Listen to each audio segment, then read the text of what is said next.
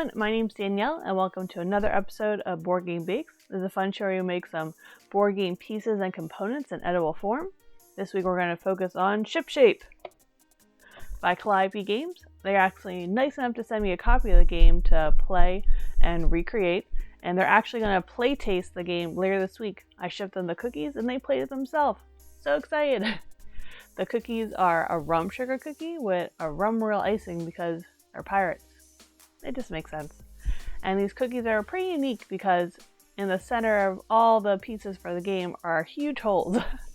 So my friend helped me make these special cookie cutters that we can use to cut out the shapes, but if you don't have it, you could always just use cardstock and that should work as well.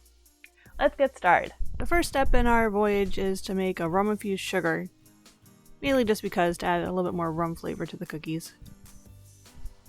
If you want to see the ingredients, they're down below. The first step, as with most cookies, is you're going to cream together your sugar and all that butter, because I made a double batch. And it's a good thing I did, because I just had enough. While the butter is creaming away, it's a good time to combine all your dry ingredients together and give them a little mix. Once the butter is all creamed, I add that rum sugar I made, along with a little rum extract. There's when I remember that I didn't double the amount of eggs in, and that could have been problematic. So here's our other egg.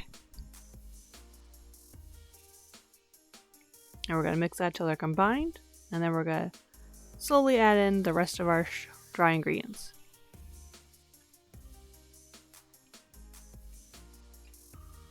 And this is when I remember that doing a double batch in here is probably not the smartest thing. My poor mixer. But it survived. It pushed through, just overflowing a little bit.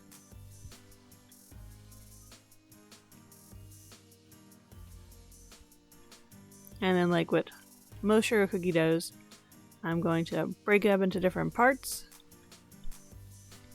And this needs to chill in the fridge. So there it is, nicely packaged in shrink wrap. Now that I had time to chill, I'm going to roll it out to about 1/4 inch thick.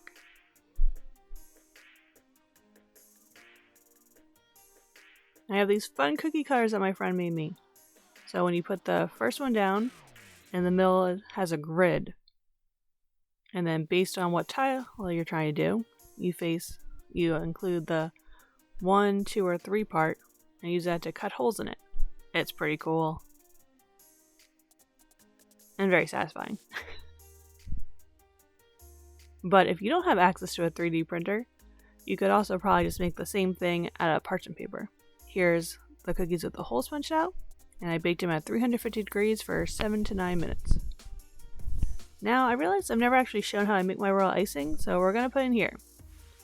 So you take your powdered sugar and your meringue powder, and then I put a little rum extract in because it's pirate cookies. Usually up to 10 tablespoons, but I usually make my big batch of royal icing thicker so that I could get each one to the right consistency. So it's very thick right here. Since I need to outline some, I just put some of that into a piping bag. And that was a little gold I was making. A little purple for on top on the barrels. And try to make a lot of black, which means use a lot of gel. And here's our brown. Right now I'm checking the consistency of it. That wasn't thin enough, so I added some more. Ideally, you want it to completely disappear as a ribbon within 10 seconds. Sometimes I like it to make it a little looser, so this way it's easier to pipe when I have lots and lots of cookies. Now it's time to decorate and use those royal icings. The first step was to outline all 30 cookies with the thick black royal icing.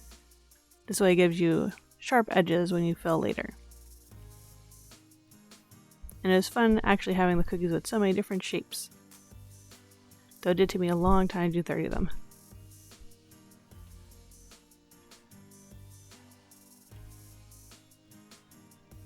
Each one you had to have a little different technique for how I wanted to outline it.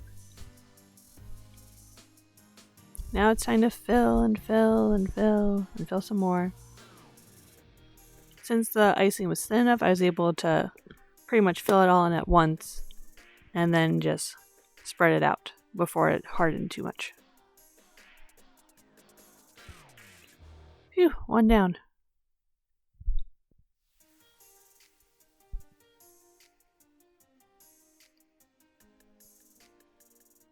Trying to think of a way to make filling into a pirate song.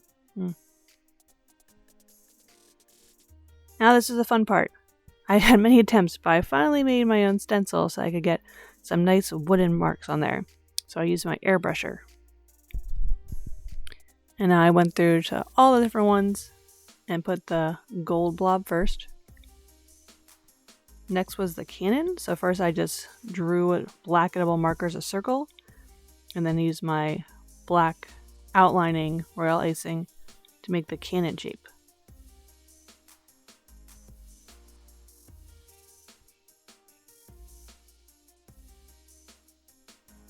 And then last are the barrels. I realized I didn't need to fill them all in since the wood behind it is also wood. But you just fill it out and then you put the purple in the middle. And now I'm going with my orange edible marker to add some of the details of the gold pieces.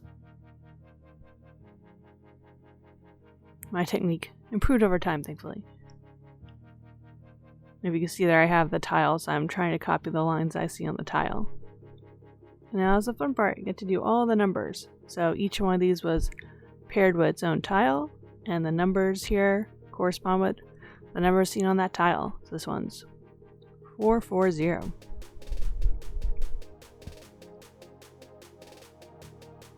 And it's so fun seeing it all come together.